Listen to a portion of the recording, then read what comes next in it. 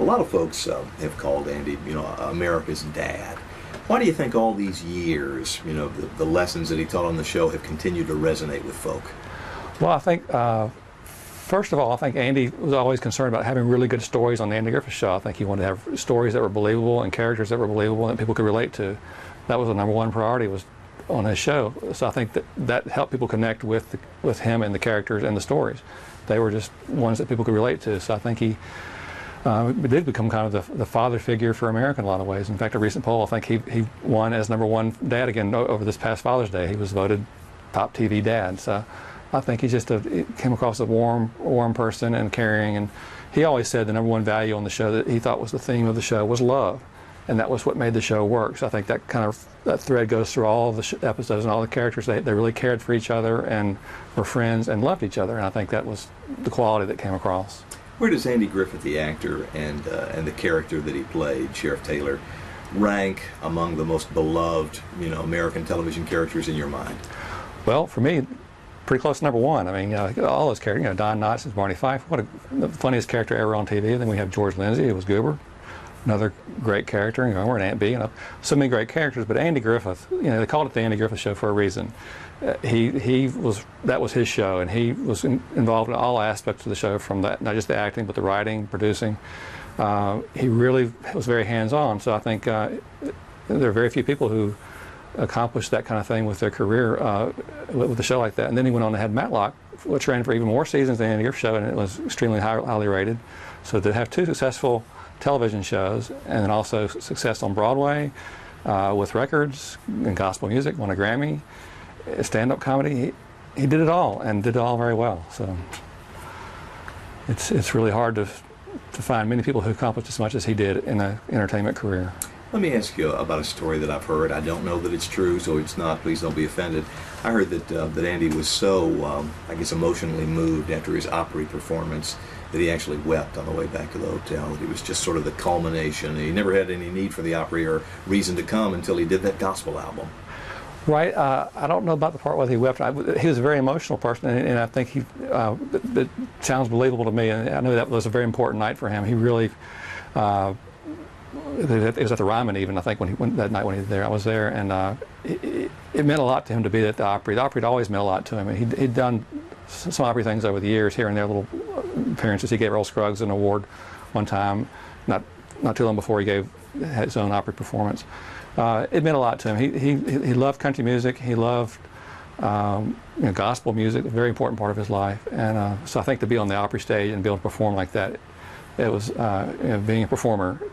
It doesn't get much better than that for him, I think. One of those mountaintop moments. Sure, yeah. Do you know if Andy was aware of the fact that there were Sunday school classes being taught sort of the gospel according to Andy Taylor, and they're really biblical messages, but they used episodes of the Andy Griffith Show and Mayberry to sort of drive them home, right from wrong, and the neat biblical lessons? Well, Andy was very aware of everything. He was aware of the Bible study classes, and he's a very private person, but he knew what was going on, and I think he liked the fact that people connected with his show and could find messages and lessons, biblical things, because he was a very religious man himself, very deep faith, Christian faith. So I think that I'm sure that would have pleased him. But he was always quick to say that he didn't want the Andy Griffith Show to be a preachy show, or one that's trying to beat you in the head with a moral. Most of the stories on the episodes did have morals or lessons you could draw from them. But that's just I think a coincidence of great storytelling. It just happens that great stories often have good lessons and moral. But his mission was to have the show be one that was great entertainment, and then the lessons kind of fell with the stories and the entertainment. But first and foremost, he wanted it to be an entertaining show. That was his mission, was to provide CBS with a half an hour of great television every week. And it was. I can't find any record that he'd just done gobs and gobs of interviews. What kind of access did he give you? He's a very private person, and as a fan club operator for the show, I always respected his desire for privacy and worked to protect that and not cross that line and be a pest to him. I realized it wasn't what he wanted. He was very private with his private life.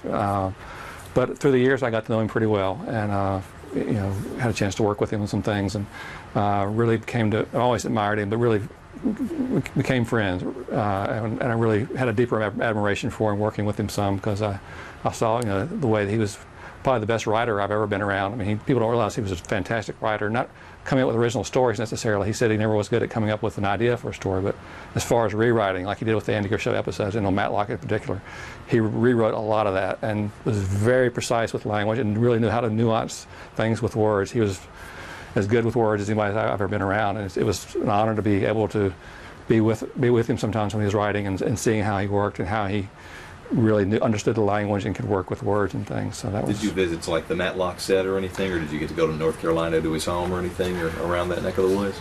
I did get to visit. Never visited Matlock set. Did get to visit with him other places, yes, and working with him on some writing things, and it's just a real pleasure to see him at work and to see how, you know, he's not just Andy Taylor or Ben Matlock. He's a man with a very intelligent man and with great insights as far as knowing what he wants to do with his anything he's working on. He's very precise and skilled at what he does. We all feel like we know the man, do we? I think so. I mean, I think there's got to be a part of Andy Taylor in Andy Griffith. I mean, he always said that he was not Andy Taylor. He always wanted people to know that I'm not as nice as Andy Taylor. Was one of his favorite lines to say. You know, but he was a nice man, and he was had the big heart of Andy Taylor. So I think you can't help if you know Andy Taylor, I feel like you relate to Andy Taylor, then you're relating to Andy Griffith too, because he was a really good man and a very kind person. That's neat.